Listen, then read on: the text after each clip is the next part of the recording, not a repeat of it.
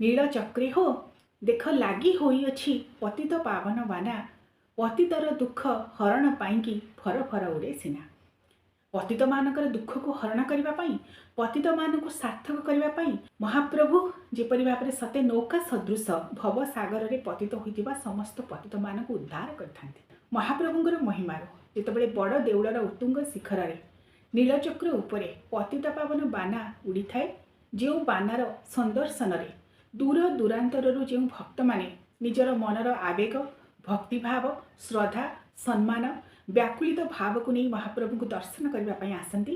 ସେମାନେ ଶ୍ରୀକ୍ଷେତ୍ର ମାଟିରେ ପାଦ ଦେଉ ଦେଉ ସର୍ବପ୍ରଥମେ ନୀଳଚକ୍ର ଉପରେ ଉଡ଼ୁଥିବା ସେହି ଫରଫର ପତିତ ପାବନ ବାନାକୁ ଦେଖିଦେଲେ ସତେ ଯେପରି ତାଙ୍କର ମନ ପ୍ରାଣ ହୃଦୟରେ ଗୋଟିଏ ସନ୍ତୁଷ୍ଟି ଭାବ ଭରିଯାଏ ଏବଂ ନୀଳଚକ୍ର ଉପରେ ଉଡ଼ୁଥିବା ପତିତ ପାବନ ବାନାଙ୍କୁ ଦର୍ଶନ କଲେ ସାକ୍ଷାତ ମହାପ୍ରଭୁଙ୍କର ଦର୍ଶନ ବୋଲି ମଧ୍ୟ ବିଶ୍ୱାସ କରାଯାଏ।